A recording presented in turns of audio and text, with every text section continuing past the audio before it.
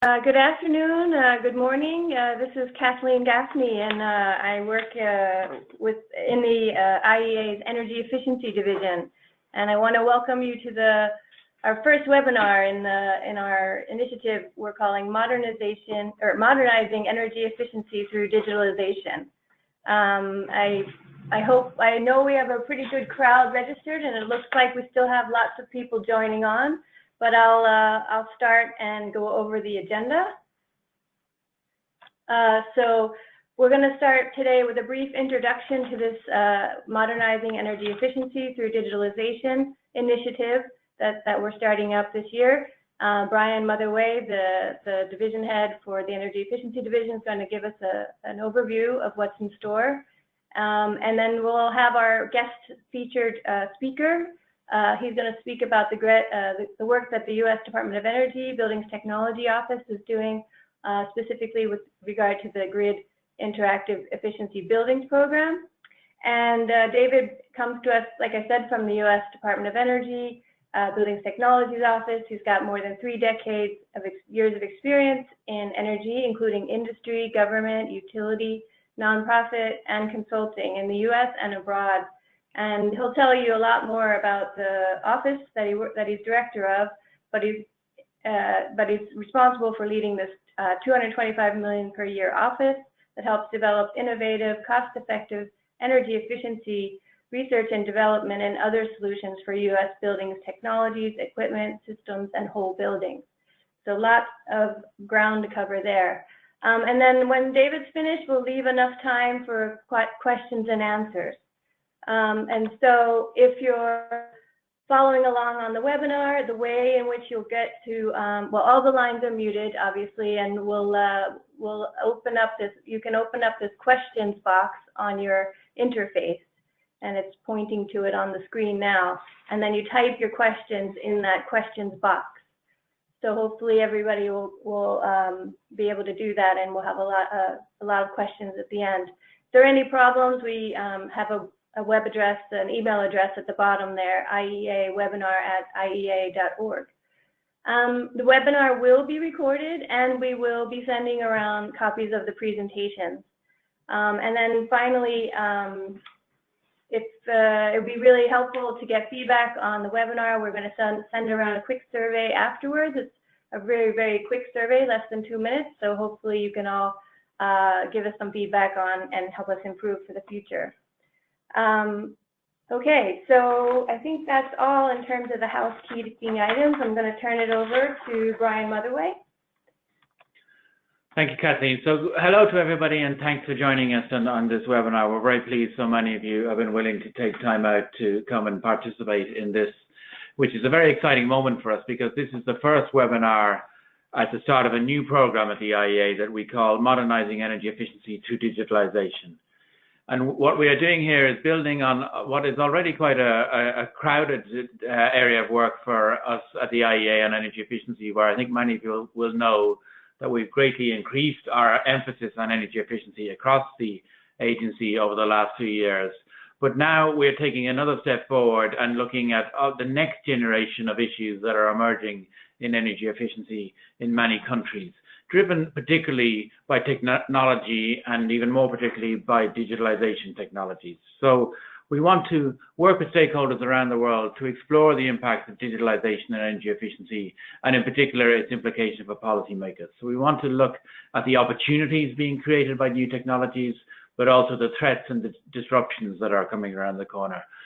And for us, we think of it in a number of dimensions, but primarily we think about how does digitalization change the opportunities for end-use efficiency. So how does digitalization allow for better optimization of industrial processes, or better control of building energy use, or the use of analytics and big data and algorithms to refine processes and end-use efficiencies.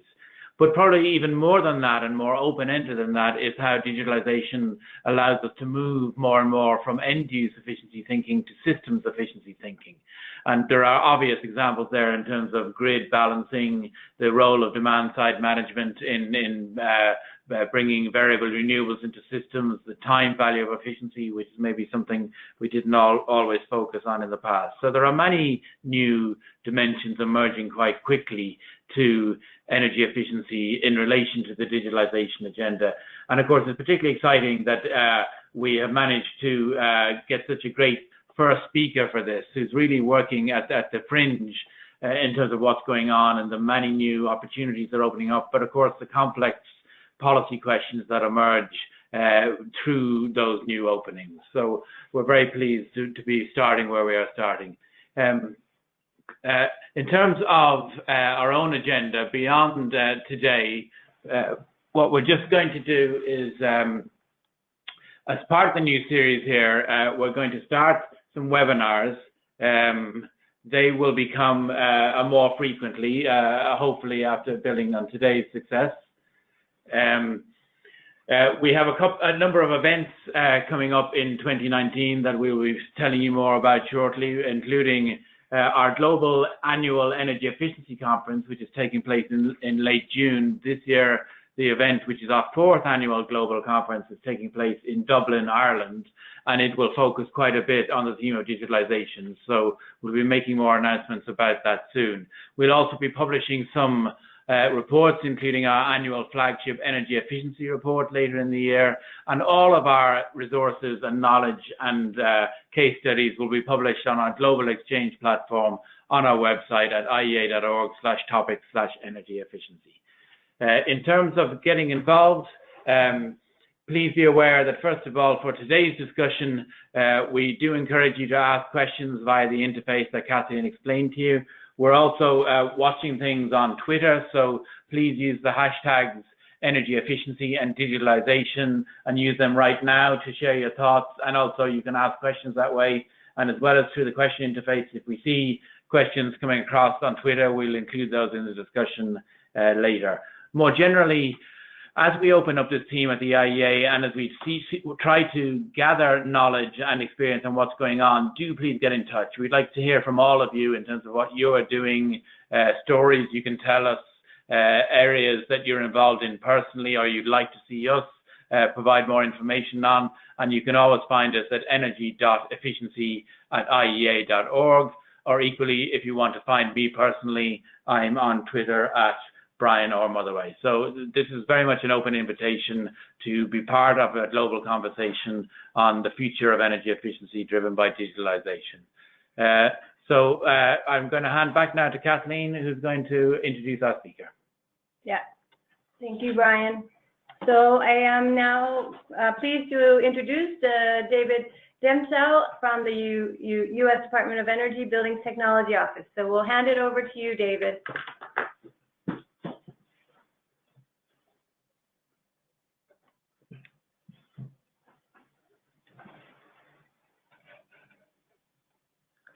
Are you there, David? How about now? Can you hear me now, Kathleen? Yeah, yep, no problem. Yes. Loud and clear. I was saying, good day to everybody, whatever time of day it may be where you are. The one thing is, after Brian stopped speaking, I can't see the PowerPoint on my screen any longer. I saw my first slide, but now I don't have anything. Well, I can control it from here. That's fine. If you want to do that, just tell me when to hit the next page. I just don't know what slide. I can't even tell what slide you're on right now. Very first slide. Okay. So good. Thanks for that, and thanks so much, Kathleen and Brian and the IEA for organizing this series and this issue.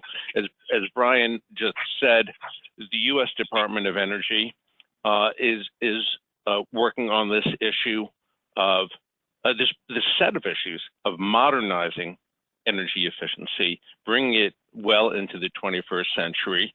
As we've seen progress in other related energy fields, we need to continue to make progress in efficiency, and so much of that will be through digitalization and through other digital and automated approaches. And I'm going to talk about a key area of that, using buildings as a grid resource and digitalization is essential for that. But there are other arenas we can think about in terms of new construction technologies and new control technologies for equipment. Good. Now I can see my slide. And so I just want to say that we're on the same wavelength that Brian Motherway and the IEA is on this, and look forward to working with everybody. I also want to say before we get going, my contact information will be at the end, as well as my immediate colleagues on this issue. But I just want to point out that URL there in green, which focuses, you'll see the last three letters are GEB. I'm going to use that term a lot today. It's short for Grid Interactive Efficient Buildings. And so that URL, which you'll see again, will be where you'll find much of our evolving information. So why don't we get going? First, as we say in the US, a word from our sponsors. Let's keep, next slide, please. So I'm a director of the, within the Department of Energy of the Building Technologies Office. And I just want to say in the US, and it's going to be comparable in many of your countries and differ in others. So we have 123 million buildings in the United States. And those are both, and my office has responsibilities for the energy efficiency of those, both on both the residential side and the commercial side. Of course, there's enormous diversity in that, diversity across multiple dimensions, including the types of homes. They could be single-family homes, they could be high-rise apartment buildings, and on commercial. That whole variance we see between retail and office, towers, hospitals, whatever you might pick, and therefore their challenges and solutions are different. Next slide, please. In the U.S., these buildings, and at least the way I'm seeing it, this slide is a little hard, maybe a little hard to read the way it transmits. So I'll just tell you the important point there. If you look at that blue and green colors in the left pie chart, in the U.S. at least, buildings account for more energy use than either transportation or industry. Of course, that varies by country, but for us, buildings, commercial and residential in total, are responsible for about 40% of U.S. energy consumption, a comparable number of around 39% of U.S. CO2 emissions, but a much larger share of electricity, 75% nationwide, and depending on the region you're in, typically a peak power demand, which is, of course, one of the key challenges. It's 80% or well over, typically air conditioning. And it varies. For the U.S., that adds up to a total annual bill to energize our buildings of around $380 or $90 billion U.S. Very significant. And look, much of that is wasted. We can argue specific numbers, but between a quarter and a half of that is wasted. On the right is just our distribution of how it's consumed. But if we could go to the next slide, please.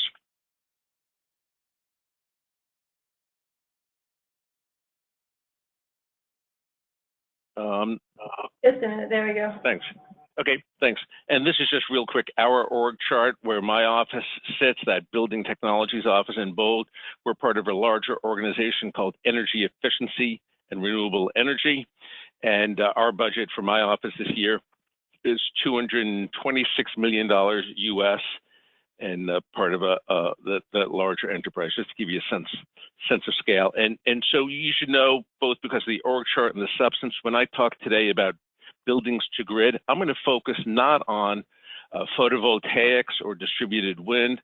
I'm not going to focus on electric vehicles, not because they're not important. Of course, they're essential, but one, because of the org chart, and my office is responsible more for inside the four walls and inside them and the roof, but also I want to focus on those demand and load opportunities that we see in the stationary built environment. Obviously, we have to be cognizant and supportive of the growth, the exciting growth in renewables, in electric vehicles, and of course in storage, batteries and non-batteries. Next slide, please.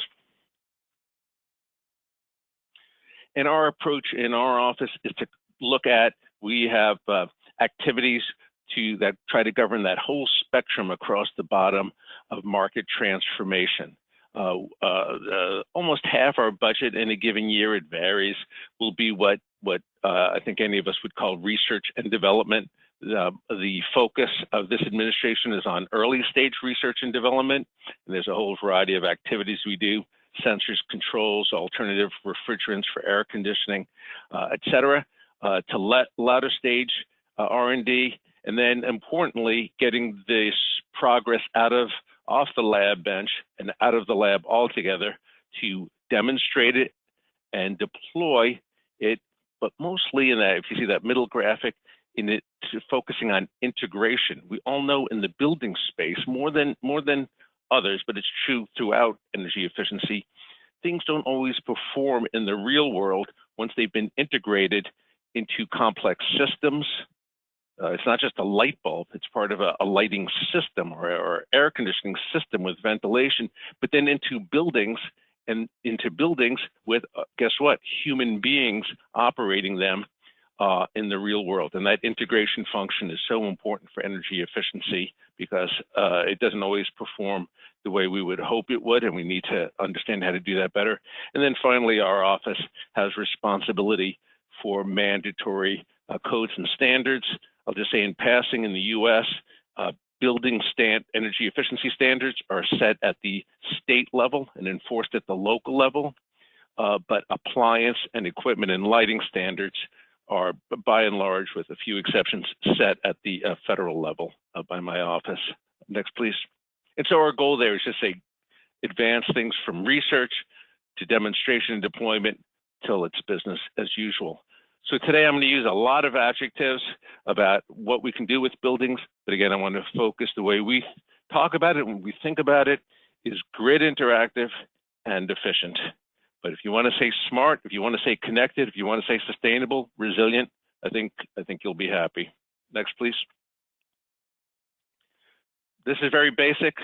I think we're all experiencing this. Certainly, everybody in the industrialized world is seeing this transition from the more traditional power system to the modern two-way energy system in which electricity flows in multiple directions and which generation isn't just central station power plants, but all sorts of distributed resources, some of which are thermally driven with fossil fuels, natural gas peakers, et cetera. But of course, an increasing share is distributed renewables, photovoltaics, and wind, especially in the US, for example. Wind just became, in the last year, our #1 renewable energy source, passing hydropower. Hydropower, of course, has that large potential that was developed in the US primarily in the 1930s and 40s, and has been 10% of our power. But now wind, measured in capacity, not in energy, has surpassed that, and photovoltaics is growing quickly. I know that's a very similar story in Europe and many other countries. So that's the world. The picture, when I talk about buildings being connected, buildings have been connected to the grid. In 1882, Thomas Edison turned on the Pearl Street Station in New York and provided electric light. Buildings have been connected to the grid since 1882, but we're talking about a new kind of connected, that two-way, multiple-way connection and connected through the internet.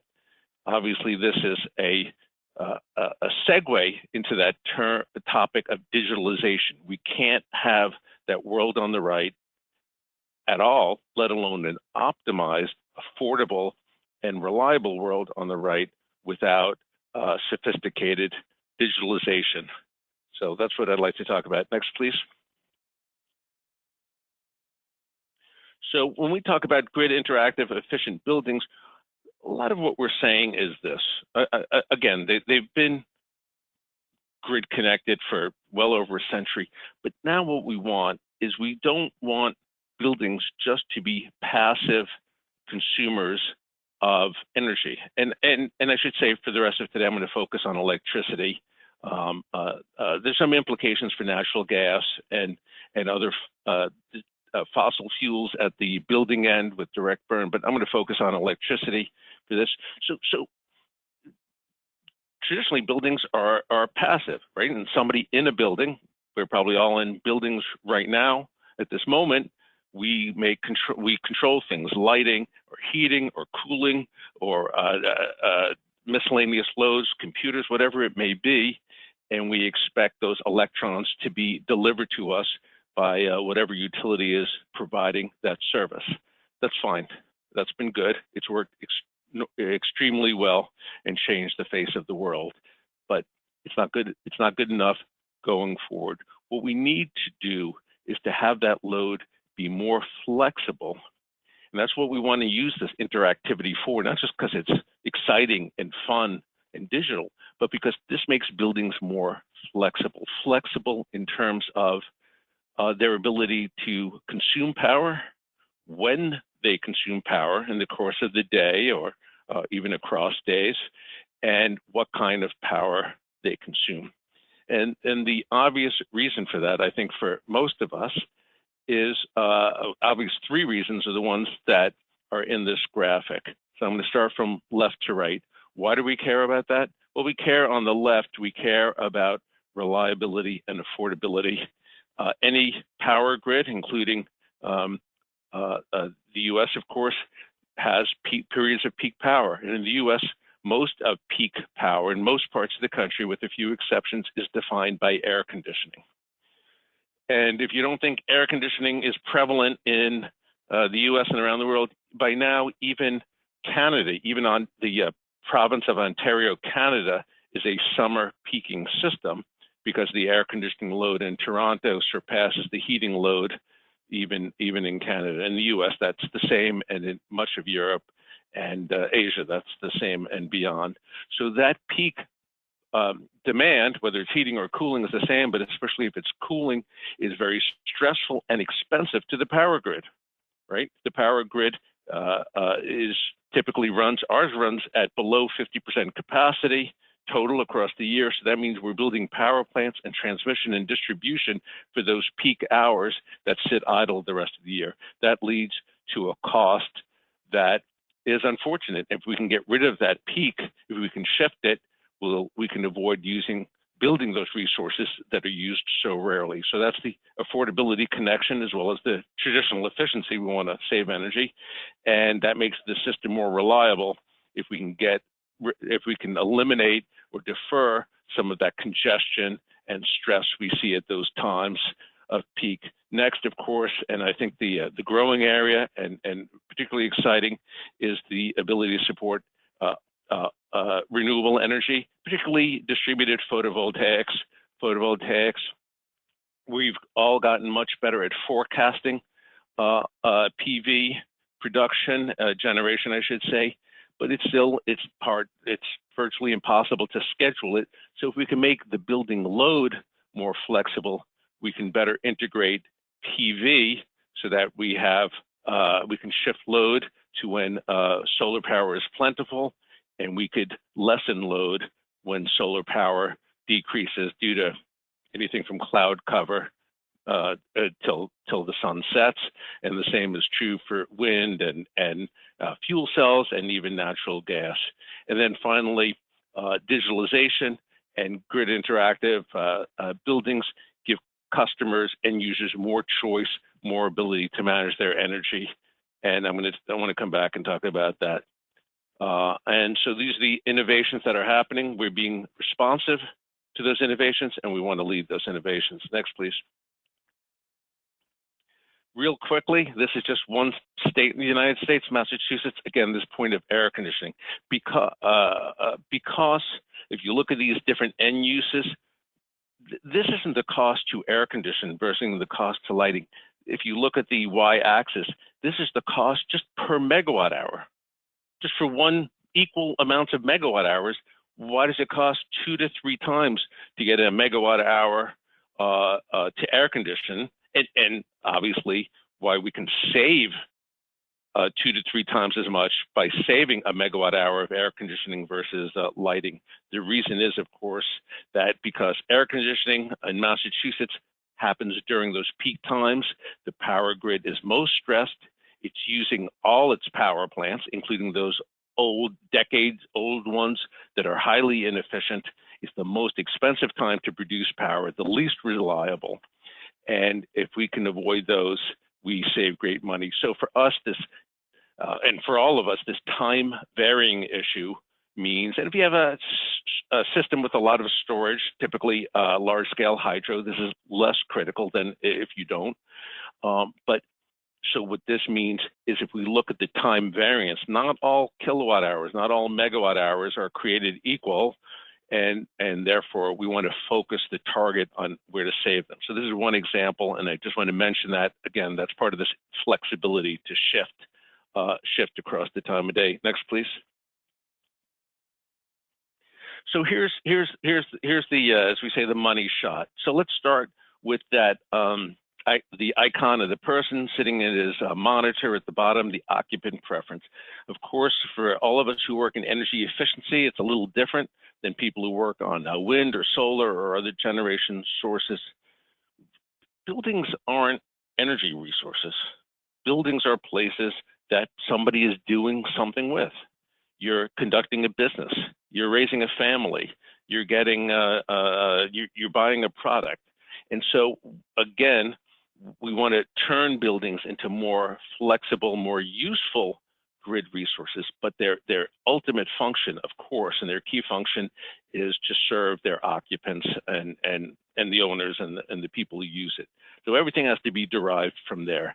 And we can debate it. It's typically best debated over a glass of wine in terms of, you know, how much will people or businesses or other enterprises, how much will they vary their energy use to save energy or to lower the risk of climate change or to make a grid more affordable. They will make changes for that, but by and large, if we can make,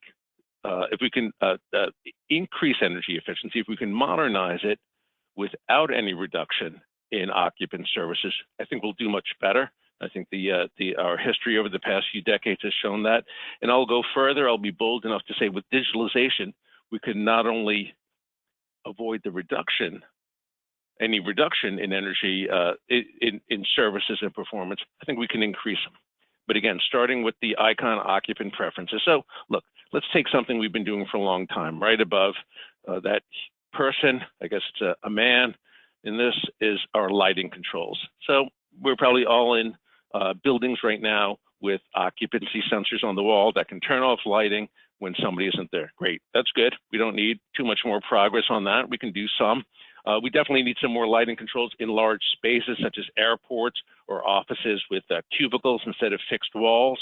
But okay, we got lighting controls. Let me turn instead to, and on the left there, really that shade, you can't tell it, that shade is an automatic shade that has a daylight sensor that can harvest daylight and go up and down based on that. But let me turn to the right, that iconic, that little drawing that says HVAC EMS, which at least in American abbreviation is an energy management system for heating, ventilating, and air conditioning.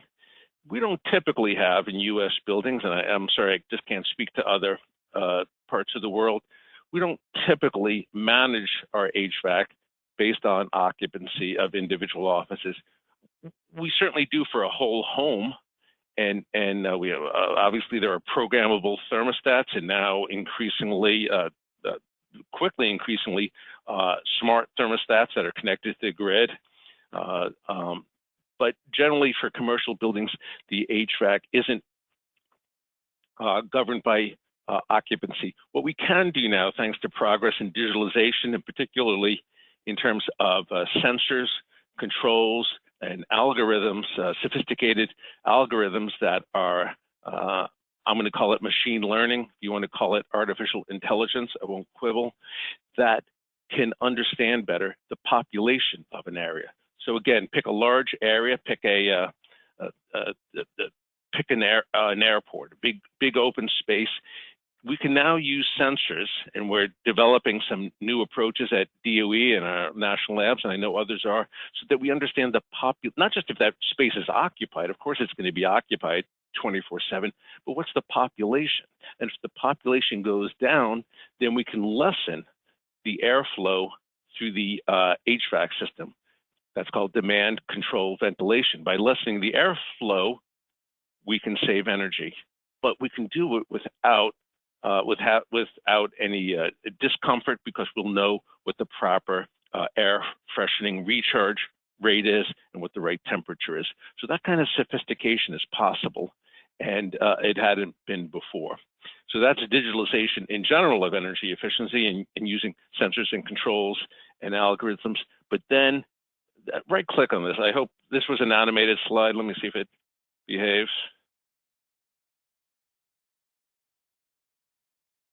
All right, there you go. So if you look at that utility, now what we want to do with the grid interactive efficient buildings is have a signal from the utility grid, that's that blue dashed line, into the building energy management system. So we could do everything without that blue dashed line. We can and have been doing for years. We need to make more progress, both in the technology end of the spectrum and in the deployment end of the spectrum, and again, into those pesky human beings part of it. And those human beings, in this case for energy management, are not just end users. In fact, they're building managers. And but now we have the opportunity to work with signals from the utility company. So if a utility sends a signal that says, you know, the grid's acting up, it's congested, prices are high, we'd like you, anybody who can shed power, will provide a financial incentive for, we can now do that in a way that we've been able to do for large industrials for a number of years. We can now do, and I would submit we want to do for a large number of buildings, commercial in particular, and residential alike. And I have to say, and I can't speak to other countries, in the US, very few end users see time-sensitive electric rates. Large end users do. If you're running an aluminum smelter in the US, trust me, you're seeing electric rates that vary by time of day, and you'll modulate your energy consumption based on it. So large users do, but in the US, if you look at all residential users and all small and medium commercial users, only about 2% see time-sensitive rates. So they don't see the price signal naturally. We need to find some alternative mechanism in that kind of pricing regime that we have typically, so that the utility can send a signal. The signal, again, could be a financial one. They could be offering a rebate or an incentive. It could be something else. And at times of great stress, and we see that now in the Midwest US with the frigid weather, and we've seen it at other times under extreme heat, sometimes you send a signal by going on television and asking people to conserve, and that works too, but that's not what we're focusing on here. So that utility signal, I think, is the important part, and a two-way signal. If you want to say to me, why doesn't the US have time-sensitive rates so that people will have the financial incentive to do this, that would be a perfectly fine comment to make. It may be a comment I've made myself, but the reality is, as of 2019, again, only about 2% of residential and small commercial customers in the US see those time-sensitive rates. So this is the world. On the bottom right there, let me just focus on those icons real quickly. In that little box on the bottom right, the one on the top left I'm going to pick, that's an electric water heater. So electric water heaters, if it's a time of expensive power or of cloud cover and we've lost some PV, if I turn off your electric water heater for half an hour, something tells me you're not going to notice it, because of course it's a de facto battery and it can coast on its own thermal storage. And there are other thermal properties of buildings, the walls, the equipment, obviously the water heater, as I said, that can coast for a while and we can turn things off. And we can add thermal storage to buildings, different than battery storage, so that we can increase that. So that's a good example of a technology. Nobody's going to notice the difference if we do it for short periods of time. Same with a refrigerator. Other things, if I turned off your TV right during the, you pick it, the World Cup or the Super Bowl for us, yeah, you'd complain. As well you should. So there's no television set on that little diagram there. Next, please. So this is the same thing I just said. This is just using words instead of the graphic. And I'll be brief. And I also want to say, you'll see several slides, especially coming up with many words, too many words even for a native New Yorker like myself. It's just there for your reference afterwards. If you'd like to learn more, you can read the slides at your convenience, or again, go back to our homepage, or just email me. But here is the same thing I just said, starting on the top left. Sorry, I'm going to start on the top right. These buildings, we want buildings to be smart. And by smart, I'm using that term to mean sensors. They have sensors, they have controls, and they have algorithms. And hopefully those algorithms are based not just on rigid formulas, but ones that can be machine learning and can grow with time. But that's what smart is, and we have enormous ability. Obviously, digitalization is part and parcel of that. Connected on the bottom right, I'm using the term connected two different ways. One is the way I've been talking about, connected to the grid in a bidirectional way, in an interactive way. That's what we want to do, but also connected through the Internet of Things, so that we have more ways to communicate these decisions once they've been made remotely or locally.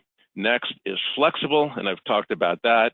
And again, I think this is good, if not great, for many reasons, but not the least of which is the flexibility to integrate with renewable energy. And last, and certainly not least, is efficient. And for us, and I know for the IEA, and I suspect for many or all of you, we don't want we don't want to have these capabilities unleashed just because they make the grid more affordable, or just because they're fun and they provide remote technology opportunities to have better building security or greater comfort. Those are all good things. Those are all important social ends, but we want to ensure that energy efficiency gets its fair share of this progress, and that it's not all used for other purposes. Very similar when hybrid cars first came out. Some manufacturers, and I'll highlight Toyota, said we're going to use hybrid technology to radically improve fuel economy. Others used it, and I won't name names here, to use that higher efficiency of hybrid, not to improve fuel economy, but to improve performance. Fine, that's their marketing decision. We want to make sure that energy efficiency does well by these new capabilities. And when I say energy efficiency now, I'm going to split that two ways. The end use efficiency of the building, turn off things we don't need, turn on things that we do need, reduce them in part, especially air conditioning or heating, where you can lower it without turning it off. So there's the end use efficiency, but also the grid efficiency. Every grid is different, but again, typically at peak, the grid is least efficient because you're using more of your lower quality older power plants, and you have the line losses from congestion. So we're talking about efficiency on both sides. Next, please. The next slide, you'll see this is just a cute summary of everything I talked about. So there's nothing I haven't talked about. And again, including that last point, giving customers more ability to control their energy. Let me talk now in my remaining time about some of the activities we're up to and how we'd like to work with you, please. Next, please. So here's what keeps us up at night at the US DOE. And I suspect also with Brian and Kathleen and their team, these are the challenges that we're looking forward to. And I'd be happy to discuss these on this call or any other time. And here's a list, and I won't read them all. I'll let you read them for yourself. This area is still emerging. We're still learning as we go. I'll tell you about some of the things we're doing to learn more. But again, just quickly, how does it integrate? The first question: how does grid interactive buildings, this new grid resource that can control demand in a much more sophisticated way, how does that fit into the broader grid modernization? Which is, we use that term here in the US to mean renewables integration, or a greater reliability, greater control over the grid, so that power plants, even fossil fueled or nuclear ones, can be dispatched in a more sophisticated way, in a more affordable way than they have in the past.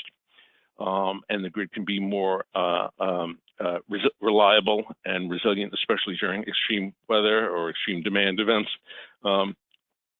Next is a key analytical issue. So I just asserted to you in this call that buildings can be an important grid resource, that we can control them, that they can provide assistance to the grid. What I didn't say is, of all those benefits, which of the ones are on the A list, which is the highest priority? And I'll give you an example. If if we shift buildings consumption again to a period, let's say it's a system with high penetration of photovoltaics, and at 2 or 3 p.m. there's an enormous amount of PV coming online from PV panels all over the system. We want to shift demand into that period because we have cheap, plentiful, clean electrons. So that kind of shifting, I will submit, is a top benefit of the grid of making buildings more flexible, shifting demand into that. Now, I'll give you another example. If you, at the other end of the spectrum, if you want to have other ancillary services such as voltage regulation, buildings aren't so good. Buildings are big. As I said, in the US, buildings are 75% of total power, but they're slow. So if you want to do voltage regulation, yeah, you can do it with buildings. You can do it with water heater controls, but you probably want to use something else. You probably want to use batteries or peaking power plants. So that kind of analysis will be different for every system in terms of what are the priorities. Next is a question we ask ourselves many times. Brian already introduced it earlier today. How much of this is about policy and regulations? How much of this is about doing our arithmetic? How much of it is about developing and deploying new technologies?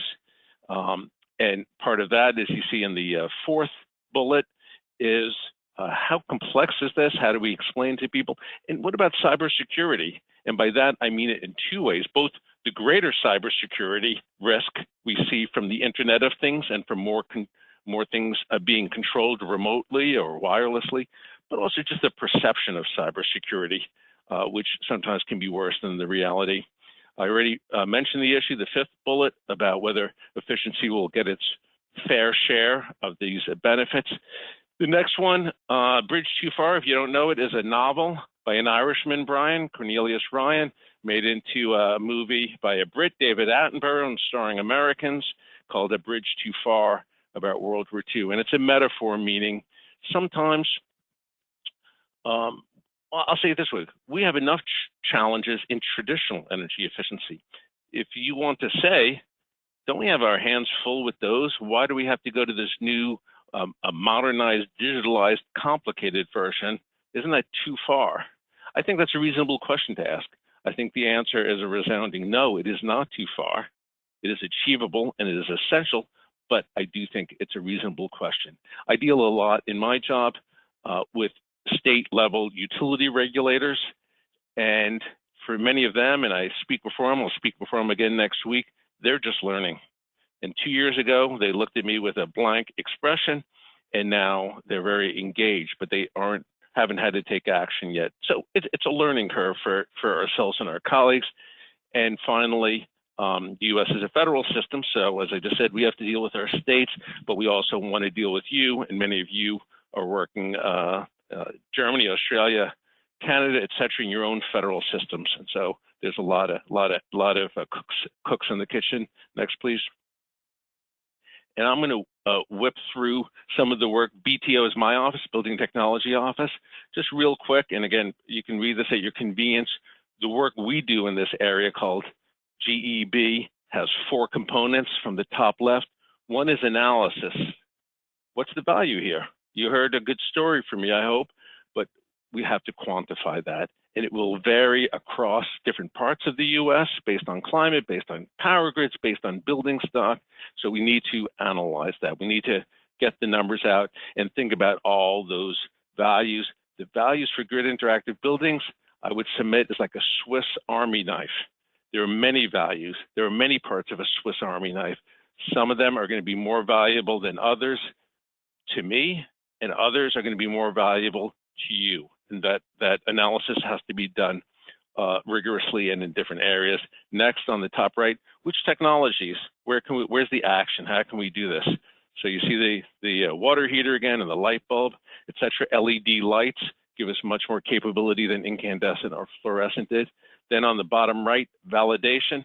Again, the computer, modeling is great, lab bench analysis is great, but we need to validate these technologies, especially in the real world, and especially because utility systems have different, and utility operators have different validation requirements than those of us in the energy efficiency world, so we have to talk to each other. Next is optimization. Once we do all these things, how do we optimize it? Not only can we do it, but can we do it right? Can we shift the load, again, to meet our various needs? Next slide, please. And this briefly is one of two slides on some of the work that we're doing in my office. We have these national labs in the United States, 17 of them.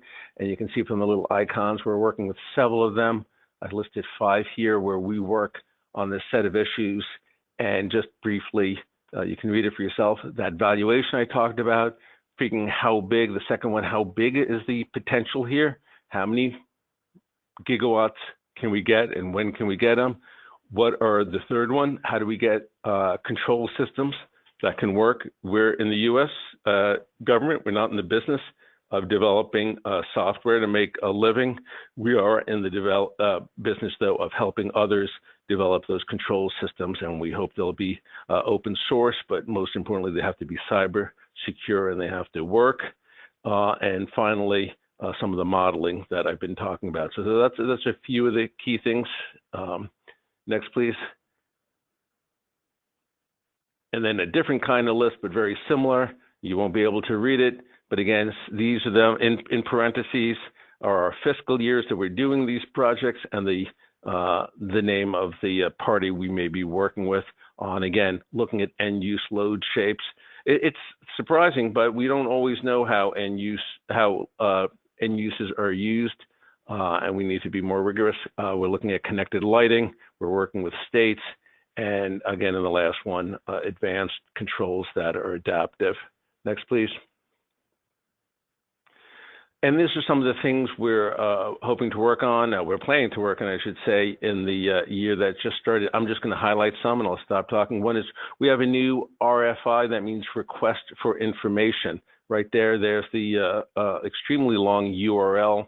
I hope you will click on that and take a look. We just issued it Monday. It's open for 30 days. That just means we're asking questions. We're asking questions of smart people like yourselves who are thinking about these issues and experiencing them, and we would value your response to the questions. We're working with the IEA. We're working with others. We have something called a peer review. That's the 5th sub-bullet there in April. If you're in Washington, D.C., it is free. It is very interesting. It's 3 or 4 days long. It's not a conference. It's a review of all our projects, these and many others. So if you're here, please join us for that. And you can see the others. And then I want to say at the end, I want to give a shout out not only to the IEA staff on this call today, but I am the U.S. representative, and I hope I have some of my colleagues to the Energy in Buildings and Communities program, the EBC.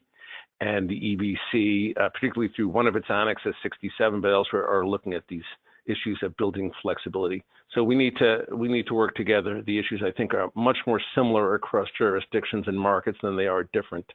And that's it. And so please take a look at that at your convenience. And on the last slide is my contact information and of 2 of my close colleagues who work on this, Monica Newcomb of the department and Jack Mayernick, who works for our National Renewable Energy Lab.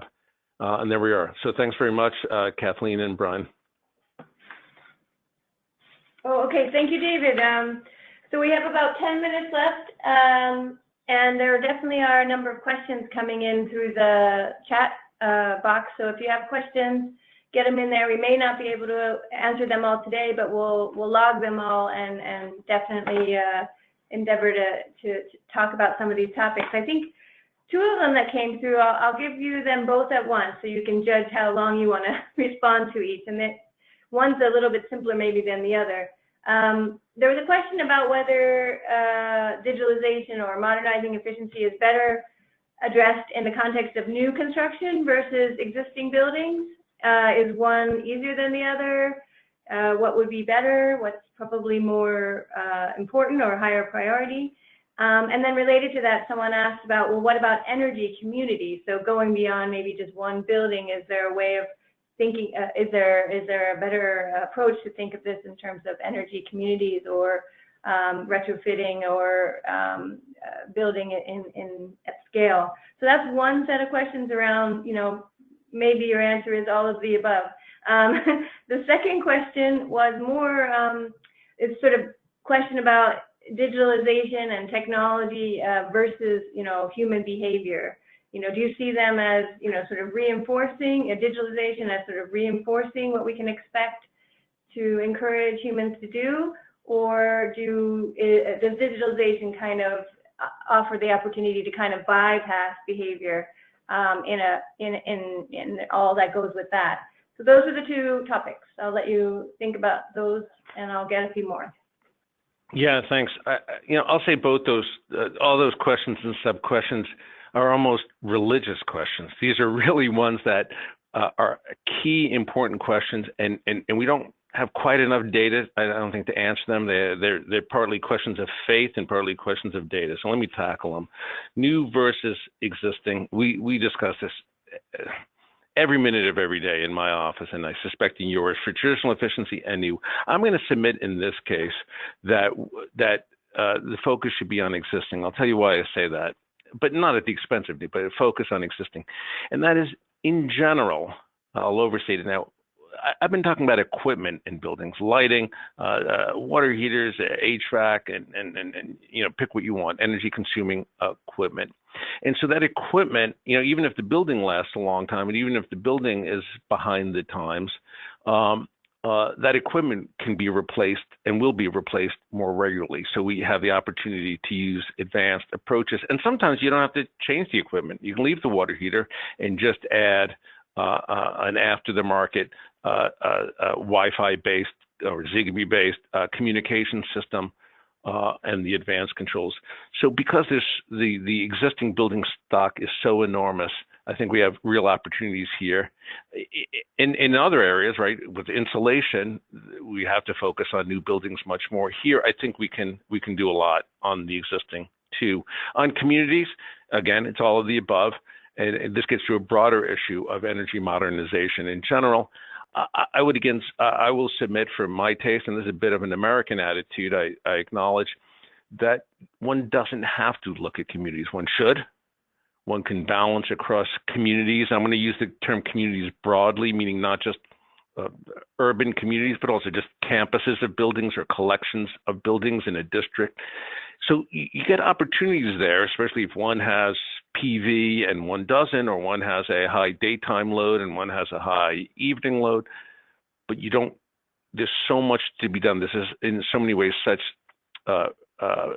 virgin territory that we can, even if we do it at the equipment and single building level, we're going to be busy for the next few years. So yes, you were right, Kathleen, it is all of the above, but that's how I would tackle it. All right, digitalization versus human behavior, again, a religious question, but this will be a distinctly American attitude, and I think it does vary in other cultures, but I will submit that whenever we can use digitalization, not instead of human behavior, but to free up human behavior, we will do better. Most people don't care about implementing energy efficiency because they're busy doing something else with their lives.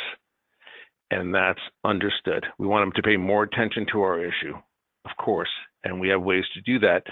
But through digitalization and through autonomous controls, we can get direction from them in the beginning, not tell them what they want. They say, I like it hot, I like it cold, I like it, I'm out during the day, I'm home in the evening, and then I go to sleep, whatever it may be for them. Or I like it when power is cheap, and when it gets, I'm very price sensitive. We can get those settings in the beginning now, those broad direction, and there's some new products out there, including software called 4C, developed by one of our labs, NREL, that can take that direction and then implement it. So that's why I say it's not instead of human behavior. We're taking off some of the heavy lifting from them. But I think the days of automation without humans and human decisions in the loop doesn't work. for energy efficiency, as well as having both humans and then amplifying their preferences, decisions, and optimization through digitalization. David, one question that's coming up, and some of the questions are coming in, and I was struck earlier in your slides. You said, you can call it smart buildings, resilient buildings. People have a range of goals, and as you've illustrated very well, digitalization can do a range of things for you. But does it matter?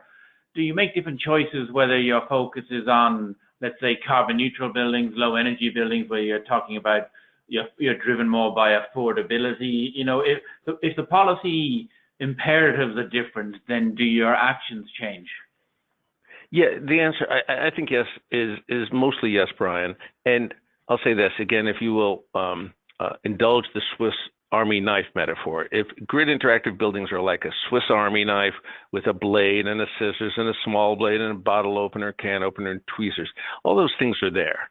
They can do all those things regardless of what you want to do with those grid interactive buildings.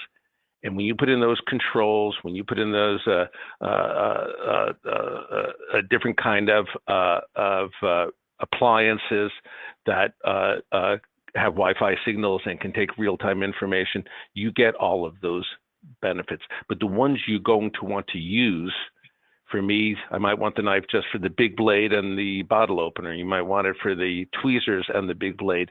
That will vary based on the question you asked, whether you're focusing on affordability or renewables integration or reliability, resilience. If you're in a stressed out grid situation in which your T&D is congested, such as for us, urban areas in New York and California, you want to focus on those peak hours, and others are going to focus on different things.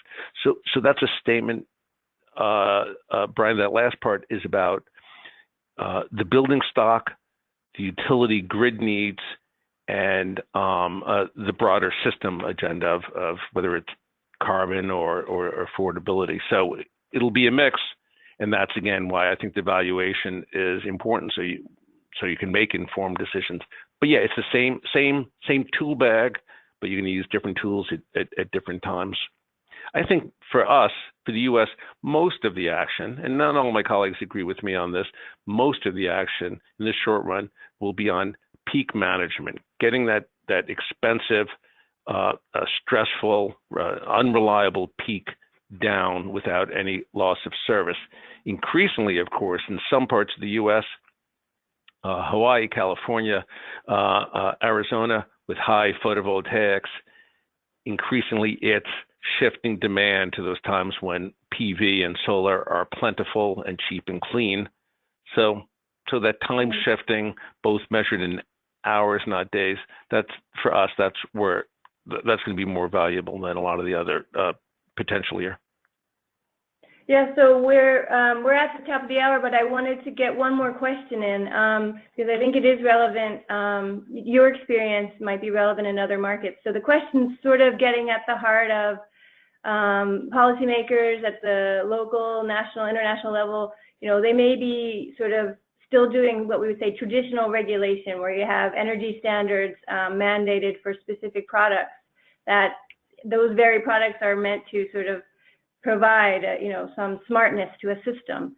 So it's sort of, and whoever asked the question is saying that the DOE had recently asked the public about how smart technology could impact this traditional regulatory method, and thinking maybe that there could be the start of a new approach to this type of regulation. So yeah, do you have any advice for other regulators who might be still sort of stuck on or wedded to the traditional regulatory approaches? Anything coming out of performance-based regulation, for example? Yeah, I don't think we have enough experience yet to give advice. In fact, my advice would be, why don't you go first and we'll learn from you instead of trying the other way around. But so I don't think we have experience yet, but the advice I would give is there are multiple policy tools available. And for example, our Energy Star labeling system, a voluntary labeling system, several products now within Energy Star, such as refrigerators and pumps for swimming pools, you can get a credit towards your Energy Star designation if it's connected. And so you sort of get X percent benefit. So in other words, you could be a little less efficient from a traditional measurement point of view, but if you're connected, you'll get a better score. So that the reason I mention that is, again, it's not as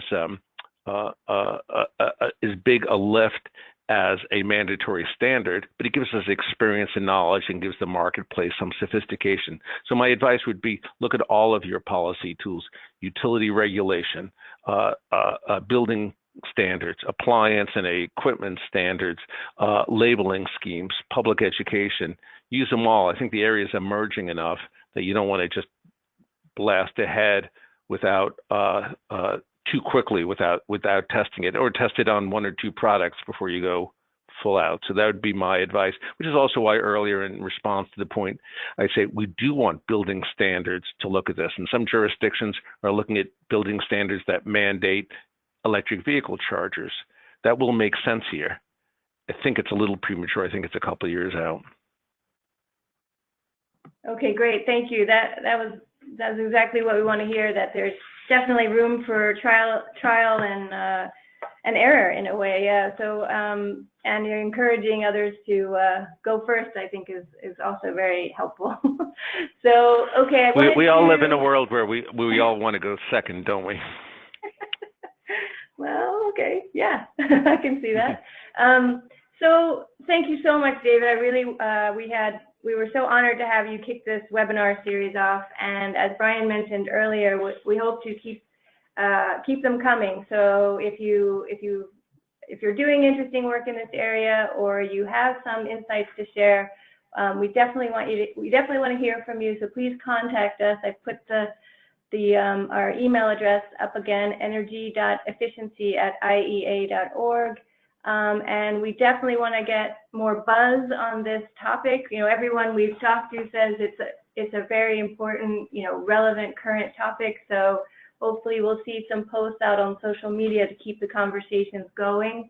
And then there were some questions, in the Q&A that I didn't get to. So if you'd like to send those over to the email address, we'll see if David or the IEA can support more dialogue. And I think that's pretty much it. So I'm going to just wrap it up. And once again, thank you, David. And also thank you to everyone who joined. I think at one point we had almost 400 people on this webinar. So congratulations, David. And yeah, we look forward to seeing you all on the next one. So stay tuned. Thank you.